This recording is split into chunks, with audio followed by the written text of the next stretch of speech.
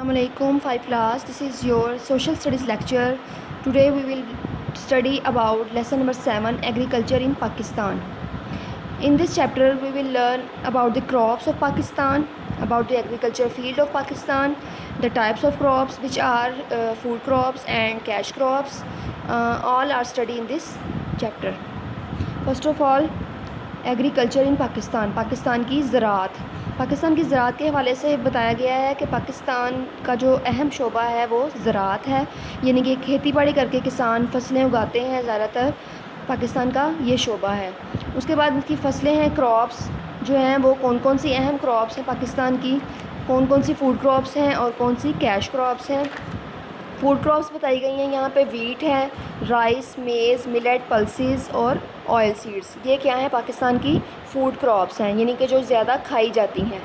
उसके बाद आ जाता है जी कैश क्रॉप्स, जो ज़्यादा बेची जाती हैं, यानी कि जिनसे ज़र मुबादला भी कमाया जाता है और वैसे पैसा भी कमाया जाता है। सबसे ज़्यादा कैश क्रॉप्स कौन सी हैं? कॉटन है, शुगर केन है, टोबैको है। ठीक है। उसके बाद लाइव स्टॉक के हवाले से बताया गया कि ये भी कितना अहम रोल प्ले करती हैं लाइव स्टॉक हमारी ज़िंदगी में। ठीक है। इसके बारे में आपने सारी रीडिंग करनी है और इसकी ऑब्जेक्टिव करते हैं। Experts recognise crops and plants from their important features. Can you guess which crop is contain in each of the sack below. ये देखें, ये सैक्स बनाई हुई हैं, बोरियां हैं, 6 हैं। इनमें उन्होंने जो है वो प्रॉपर्टीज़ बताई हुई हैं किसी क्रॉप की, और हमने वो क्रॉप गैस करनी है कि किस क्रॉप के बारे में ये बताया गया है। सबसे पहले लिखा है needs high temperature, needs plenty of water, a cash crop use to make sugar and gur. ठीक है। इसको बहुत ज़्यादा टेम्परेचर चाहिए, बहुत ज़्यादा वाटर चाहिए। ये एक कैश क्रॉप भी है और इससे क्या बनाते हैं? शुगर एंड गुड़। तो इसके नाम से पता चल रहा है शुगर, तो क्या है ये? शुगर केन, यानी कि गन्ना। शुगर केन कहते हैं गन्ने को। A good source of protein, ये एक प्रोटीन का बहुत अच्छा सोर्स है। Grows well in Sandy soil, Sandy soil में बहुत अच्छी बनती है, पकती है, ग्रो करती है। नीड्स वेल ड्रेन्ड सॉइल, और इसको वेल ड्रेन्ड सॉइल चाहिए। तो ये कौन सी है? पल्सेस, दालें हैं। उसके बाद है थर्ड वाली सैक में देखते हैं, growth in mild temperature little rainfall. ये माइल्ड टेम्परेचर में ग्रो करती है, हल्की सी बारिश में भी इसको बारिश चाहिए होती है। Staple food. उसके बाद है सोन इन अक्टूबर एंड नवंबर और अक्टूबर में इसको बोया जाता है। Over 22 million turns yield per year, और इसकी जो है सालाना जो है ना इसकी उगाने वाली काबिलियत वो भी बताई गई है। और ये क्या है? वीट, गंदम।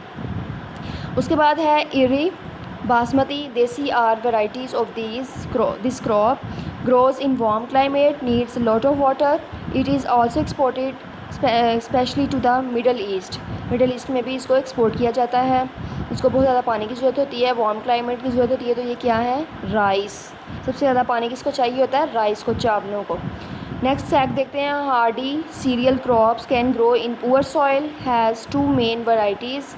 नीड्स लिटिल वाटर, बहुत कम पानी चाहिए। Used mainly for animal and bird feed, animals यानी कि जानवरों और परिंदों के लिए इसको ज़्यादा यूज़ किया जाता है। तो ये क्या है? मिलेट।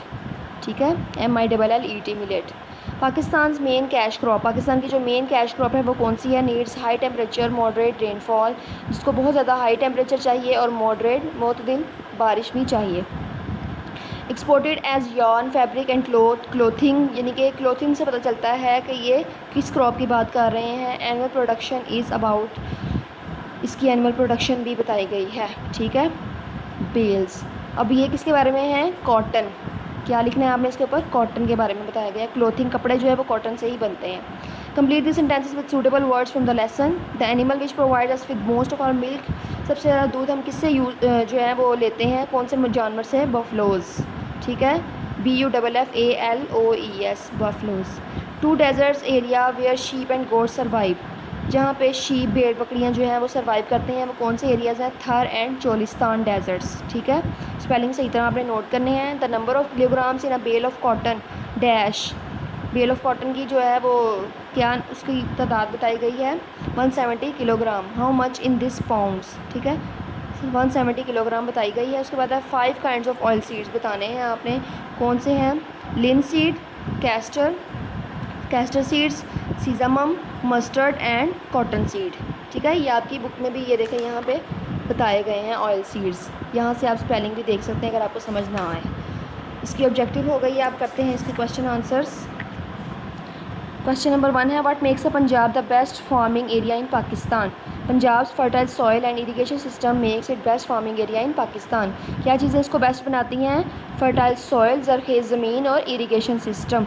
ठीक है, पानी देने का, फसलों को पानी देने का जो सिस्टम है ना, इरीगेट करने का, इसकी वजह से पाकिस्तान जो है वो बेस्ट फार्मिंग एरिया है। Explain the difference between a kharif and a rabi crop. Rabi और खरीफ क्रॉप में डिफरेंस बताना है। Difference between kharif and rabi crop, जब भी डिफरेंस करते हैं बेटा दरमियान में लाइन लगाते हैं, एक तरफ खरीफ क्रॉप और एक तरफ रबी क्रॉप लिखेंगे हम। Kharif crop grown in summer, rabi crop grown in winter. For example cotton, rice, maize and millets, ये कौन सी हैं? खरीफ क्रॉप्स हैं। और वीट, ग्रेन, मरून एंड मटर, ये जो है रबी क्रॉप्स हैं। उसके बाद क्वेश्चन नंबर 3 देखते हैं। Which crop makes a Pakistan largest crop where it is grown. Pakistan की सबसे बड़ी क्रॉप कौन सी है, सबसे बड़ी फसल कौन सी है और ये कहाँ पे उगाई जाती है? Cotton is one our leading export. Cotton जो है वो हमारी लीडिंग एक्सपोर्ट है। It grows in south east Punjab and parts of Sindh. Sindh के कुछ हिस्सों में और साउथ ईस्ट पंजाब में ये उगाई जाती है। Explain the difference between a food crop and cash crop. Food crop और कैश क्रॉप में जो फ़र्क है वो बताना है। The crops that are cultivated for fulfil the basic food requirements such as pulses, vegetables and fruits.